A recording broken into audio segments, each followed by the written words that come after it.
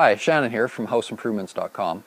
Today we're going to shoot a video and explain to you how to install a protective guard that goes over the top of your eave troughs to keep debris, leaves and pine needles, bird nests, whatever.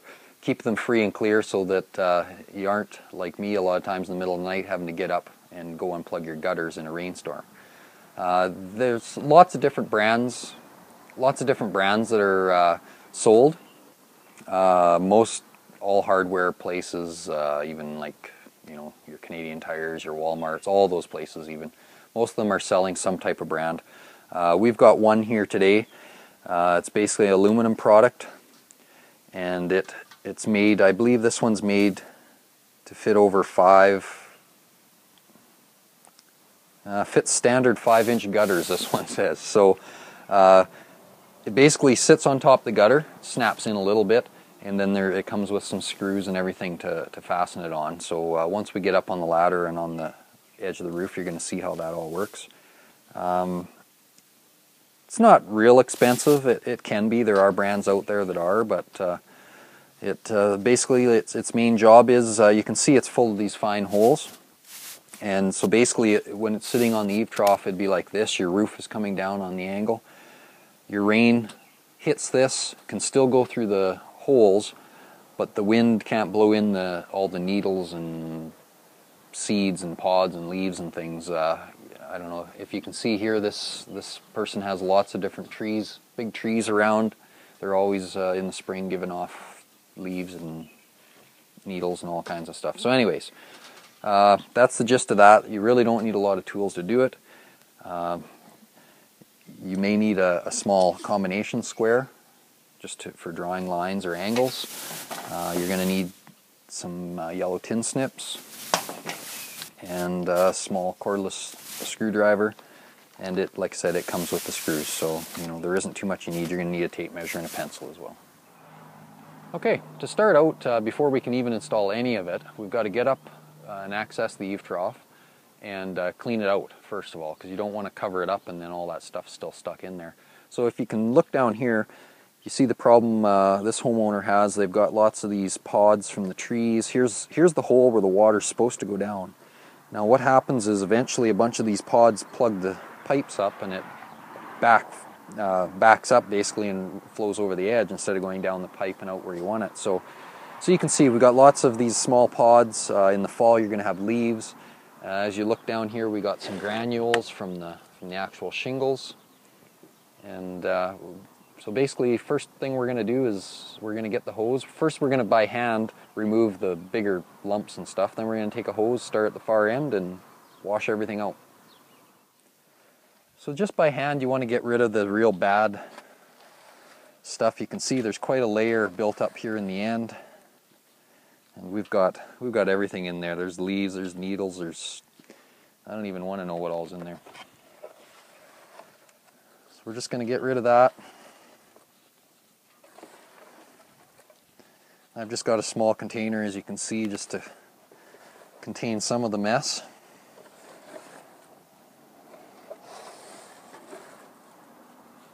There, that's kind of got the bulk of it.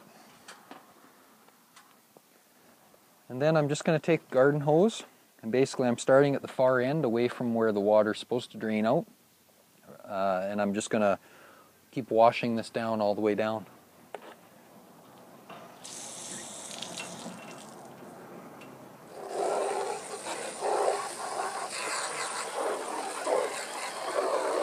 You can see all that crap.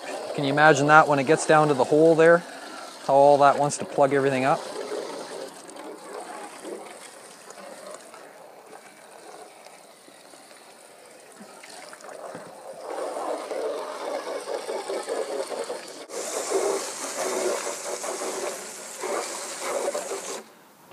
I'm just using a regular garden hose sprayer end. They do have a deal that you can put on the hose, and it's kind of got a hooked end on it. So if you couldn't quite see up here, you could use that to spray this out, or even do it yearly.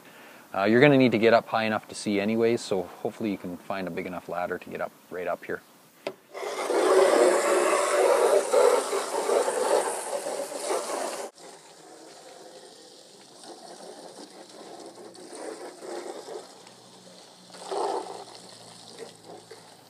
Okay, so I've got this gutter all cleaned out. As you can see, it's pretty nice and clean. We got most of the grit out of it and everything. But we have created another problem because I washed it down here and into the next trough.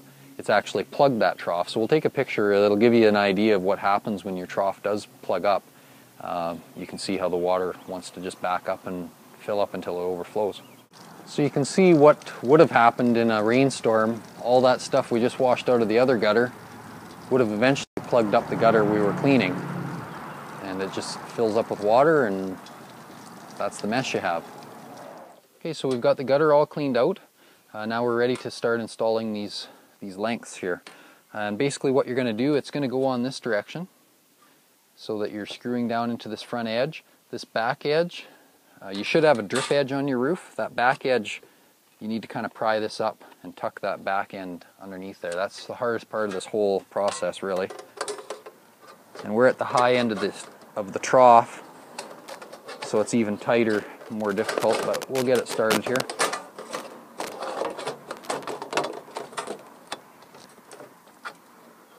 Just watch you don't cut yourself. Some of these edges are sharp.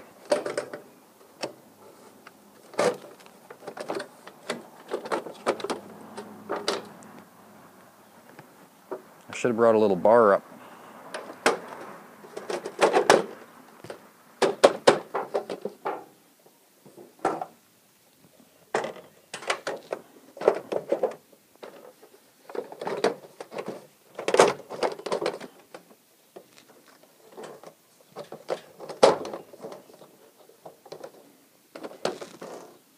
Okay, so it's not fitting so well just yet. That is holding us up here.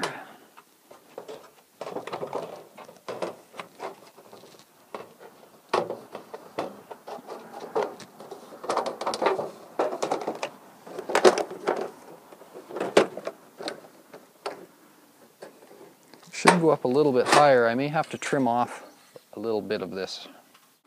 Okay, so I think it's just being difficult because this is a long run of Eavestrough, so this end is very high. So I think if I cut a little bit off this back edge, there's just not enough room for it right now to actually go up there properly. I also brought up a small red bar. You might want to add that on your list of tools. Okay, so we just got to snip to the end here. Hopefully that's enough. They're easy 1, 2, 3 steps on the box. Sometimes need a little modification. So we'll try getting that tucked up in there again. It's already going better.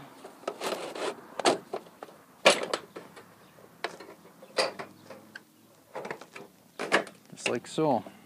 So what I've done is I've ran it right out flush to the very end so that there's no exposed opening. So the trough, or the cover, is completely covering that end. It comes with these little screws, and basically there's a hole already in the front edge. You want to screw down through there into your top edge of your Eavestrough, just like that. Don't over tighten it. You'll strip it out pretty easy. Most of this, well, the piece we're adding is aluminum, and these Eavestroughs here on this house are aluminum as well. Some will be steel, just depending what you've got on your house, but it doesn't take much to thread into this aluminum here.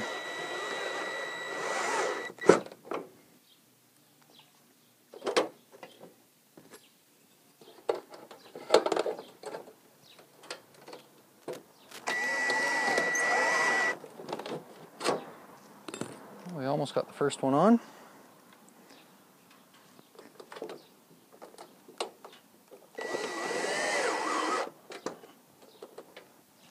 And I'm going to stick one just in the very end to hold it down tight.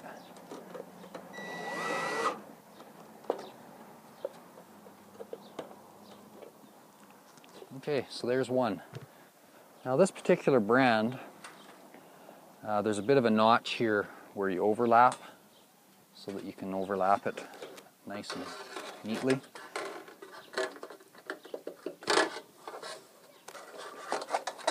Again, I've just got to get it started underneath there. We may have to trim this one too. We'll just see once I get it in there.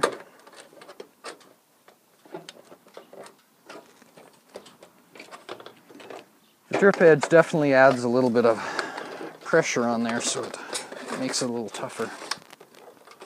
I'm just kind of bending it up out of the way a little bit.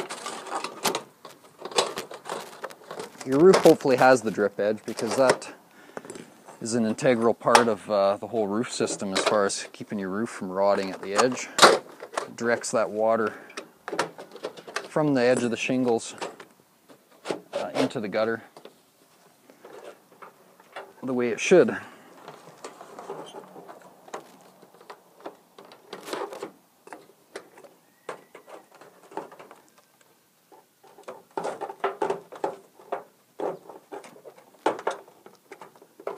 Trying to get this one underneath the other one so that the flow of water flows onto here. If flow was going this way, it would get caught.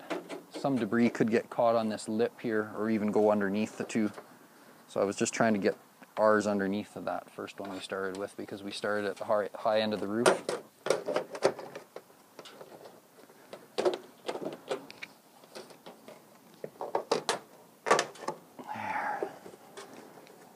Get that to pop up there on all that, we'll be away.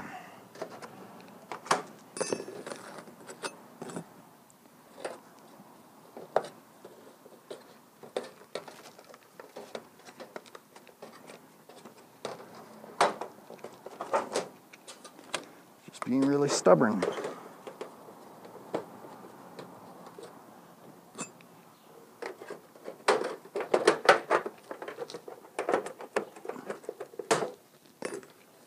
Now we're getting somewhere.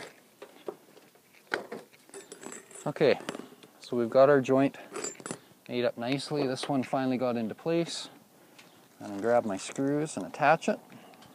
Move on to the next one. I don't know what... Each box of this brand does 20 feet, they say. They must be about close to 4 feet long. Each one, it looks like. I never actually measured them. If you didn't have this drip edge, you would probably want to put the odd screw along the back edge back into your wooden fascia. With this drip edge, as you can see, it was fairly tight getting it on. It's going to hold that back end down from moving around or flopping. So I don't think I got to worry about it on this job here.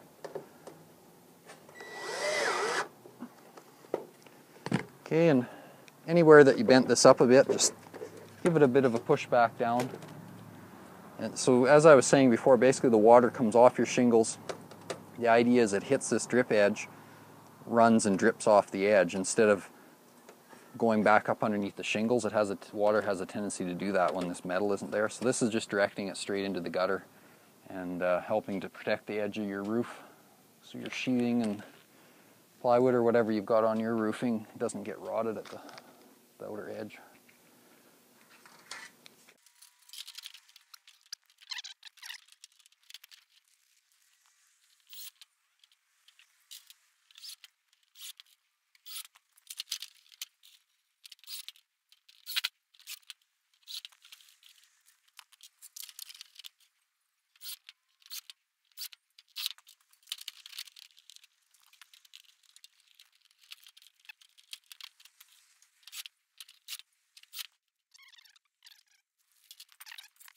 Okay, so I'm down to the very last piece here, and as you can see, I've got to cut about a 7-inch piece or so. So I'm just going to put it up here, get an idea where I got to cut.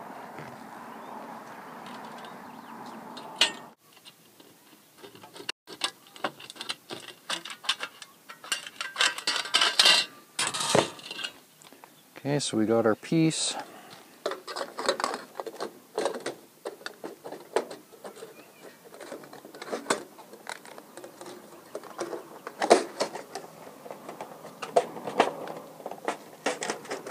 Get it tucked in there like so.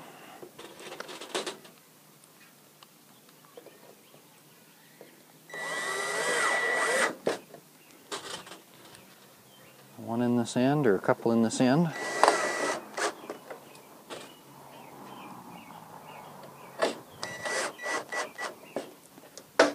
Okay, just like that.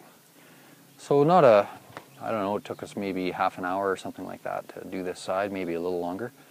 Not a huge, difficult job to do. You just got to do it safe. You're going to be up off the ground, so make sure you got stable ladder to be on, or somebody holding your ladder helping you out, will go a long ways to helping you through the whole project.